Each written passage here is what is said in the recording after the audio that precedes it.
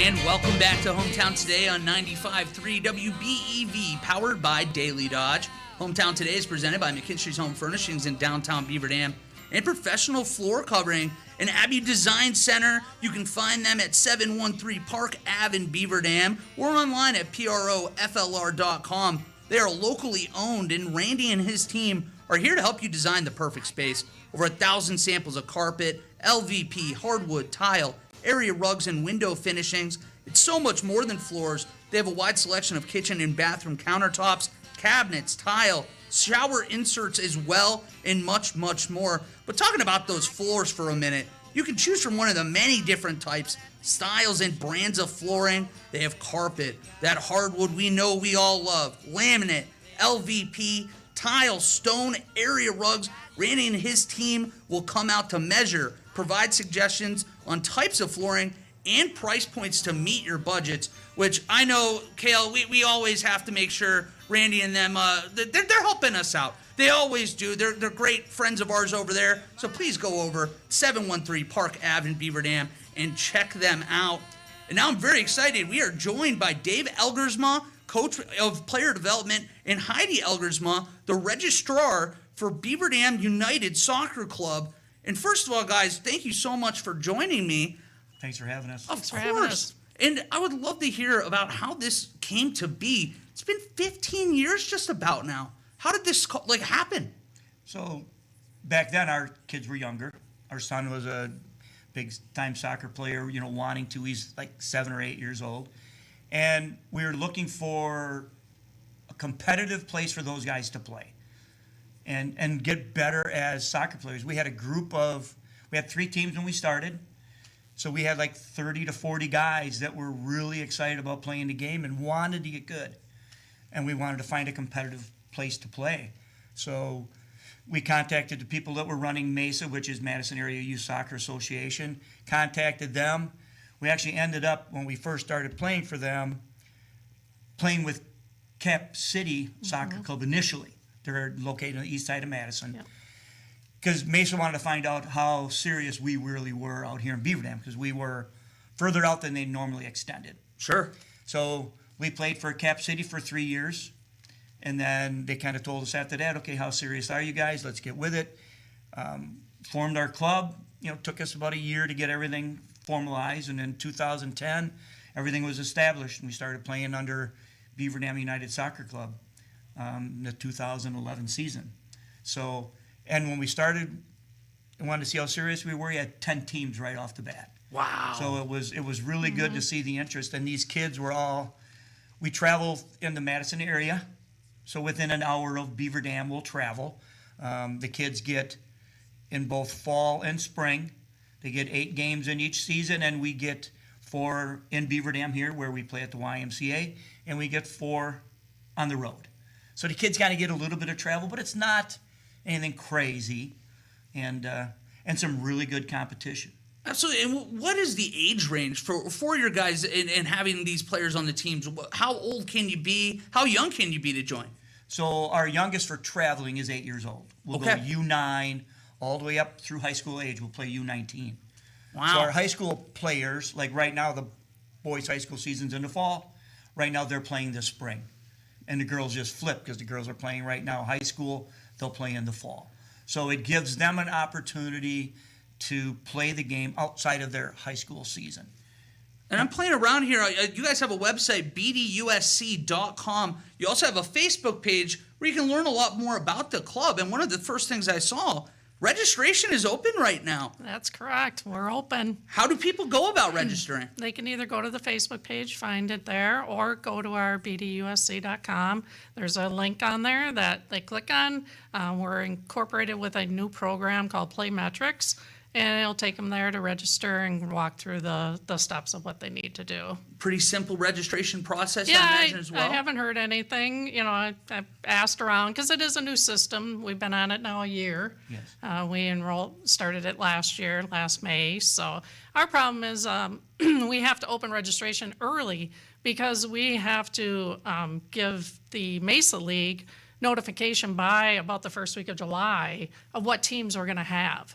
So it's kind of hard to get get these, thinking about playing fall and spring next year already in May and June of this year. So that's our challenge we have. That registration window then, you said July 1st is when you need to have those dates for, or the players for Mesa. Yep. So is the registration window like late June then? It'll go to June 30th. Oh, wow. You guys put it right up against that for you. Yeah. And we just have to, at that time, know how many teams we're going to put in, which teams.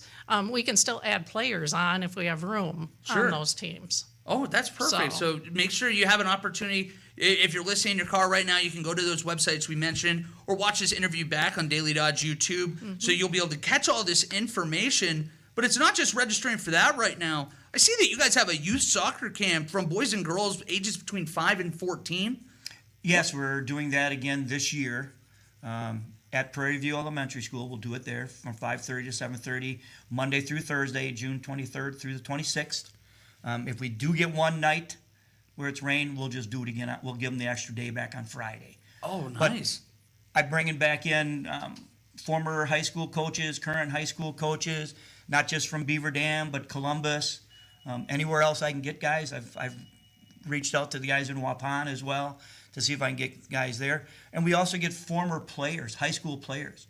Former high school players that are coming back to help, and we're also going to be using current high school players to help. So, we as the adult coaches, can kind of oversee the players and let the players, current high school players, kind of do a lot of the training with them.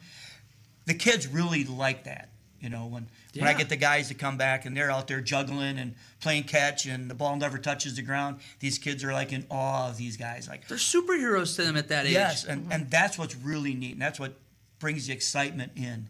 So, and a bunch of these guys have already reached out to me and say, "Hey, I saw you got a camp. What do I got to do to help?"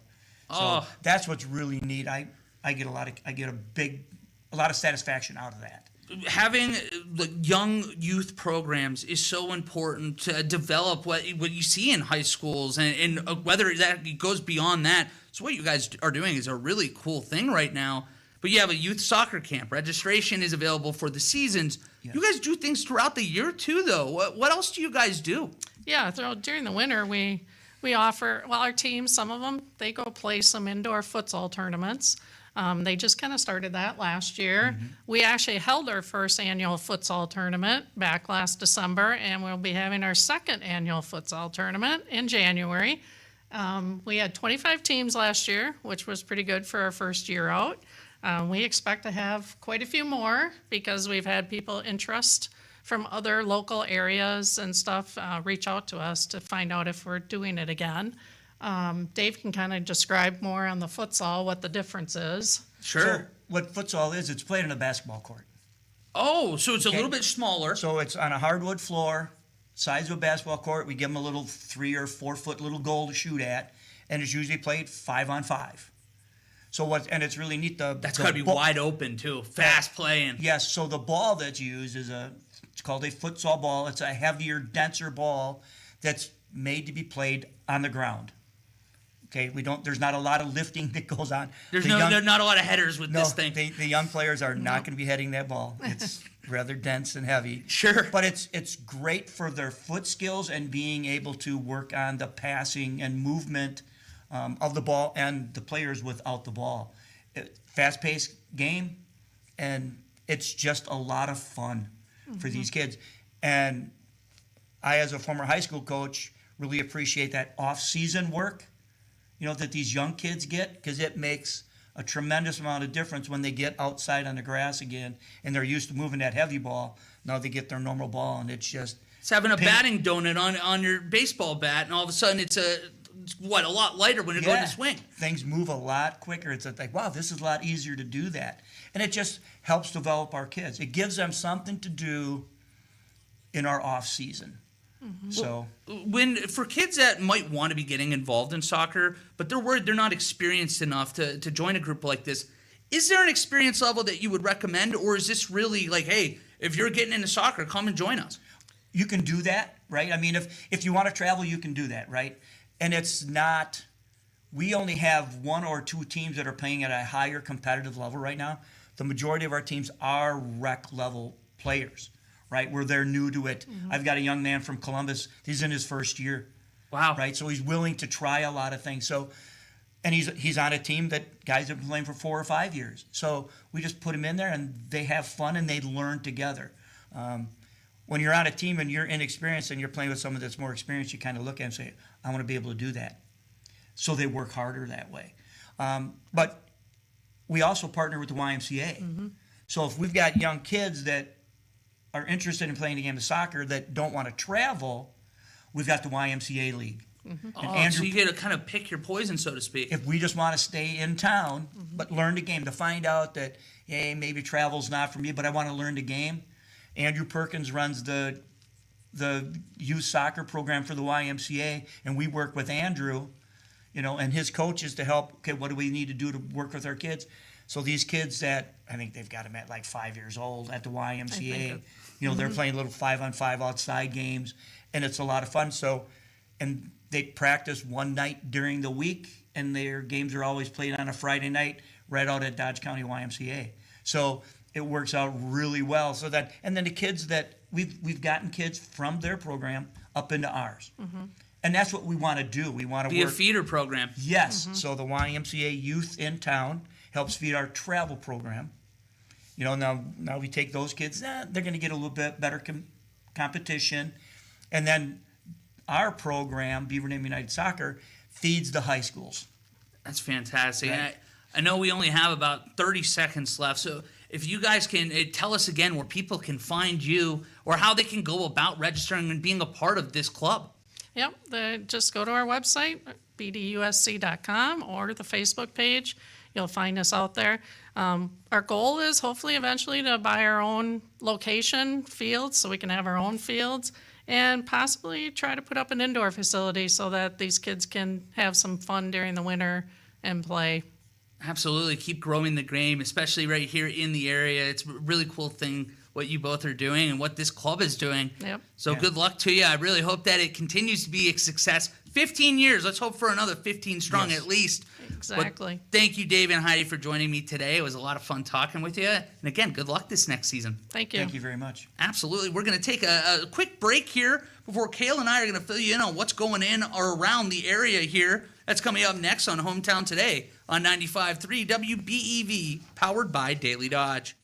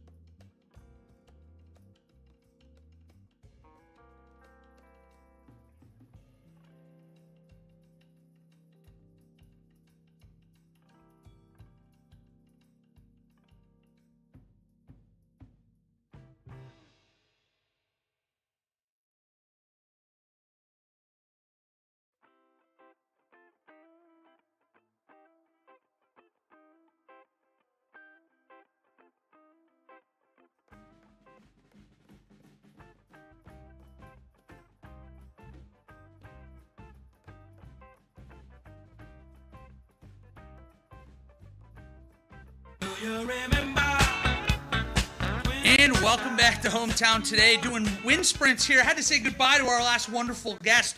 And now I'm out of breath coming down into the studio on Hometown Today on 95.3 WBEV. Powered by Daily Dodge. Kale, I'm winded, so I'm going to pass it over to you. What do we got going on in the area? Oh man, yeah, just catch your breath there, pal. No worries, we got you covered. Yeah, there's a couple things coming up. Of course, we are getting ready to head into Memorial Day weekend, and coming up on Memorial Day is this Monday, which is still mind-boggling to me. I kind of wasn't ready for Memorial Day to be here already, but yeah, coming up on Monday, and we'll have a whole slew of special programming here on 95.3 WBEV for Monday Memorial Day. We kick it off at 5 a.m. with the Jerry Stewart special, a tribute to our heroes. Jerry always puts together a phenomenal program, big supporter of our veterans, and so that is at 5 a.m. Then at 6 o'clock, we've got ABC's Memorial Day special, The Lifeblood of Navajo Nation. Sounds like a very intriguing story, so you want to miss that. That'll be from 6 to 9 on Monday.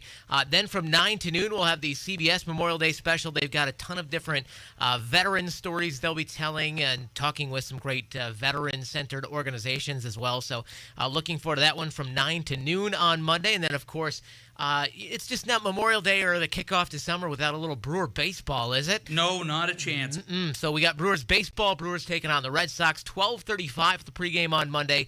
And then a little after the Brewers are done at 5 o'clock, no barn show on Monday. Instead, we'll have a special replay of the Jerry Stewart special, a tribute to our heroes. So looking forward to all of that on Monday, Memorial Day, all presented by Hometown Glass and Improvement. And that's all here on 95.3, but also on Monday over on Daily Dodge TV, we will have the live broadcast of the Beaver Dam Memorial Day ceremony live from Oakwood Cemetery. That'll start right around 10:15. Ninja will be out there with all the video equipment, and so you can watch and listen to that over on Daily Dodge TV. So it'll be a packed day full of great Memorial Day programming, Wally. But before we get to Memorial Day, we got to get through the weekend, and we got to get to tomorrow, Friday. And tomorrow, you're going to want to make sure you head over to Juneau.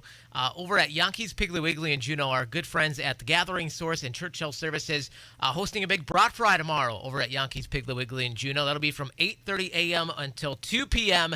And they've got the brats, or they got a meal deal for $6, which includes the chips, the soda, and a cookie. That sounds great.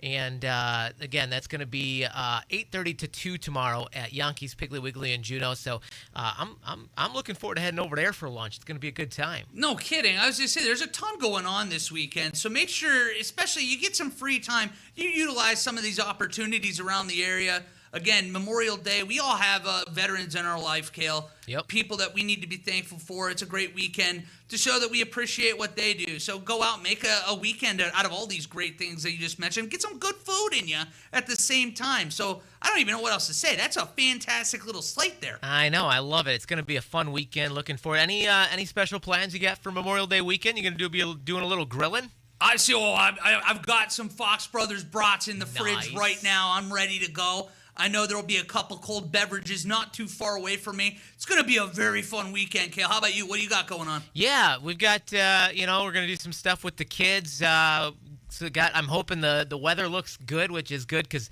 I got some yard work to catch you up on.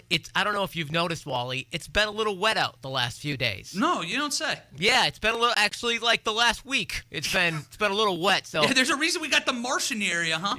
Exactly. So I fell a little behind on some of the yard work here this past week with all the rain. So going to catch up on that, and then we're going to get together with the whole big family, my family, on Monday for a big cookout. So, yeah, looking forward to it. And thanks to you and Ninja for holding down the fort yesterday while I was out. I had a fun time getting to chaperone a field trip. Went over to Sassy Cow Creamery down there by Columbus and got to learn all about how the milk and ice cream are made down there. I can't imagine that was anything but a blast right there. Anytime you get to be around ice cream, get to be around great Wisconsin milk. Exactly. It ain't a bad day, Kale. Exactly. It was really fun. So, well, we got one more day until the fun Memorial Day weekend festivities, and we'll be back tomorrow on Hometown Today, right here, same time, same place. You can hear that on 95.3 WBEV, powered by Daily Dodge.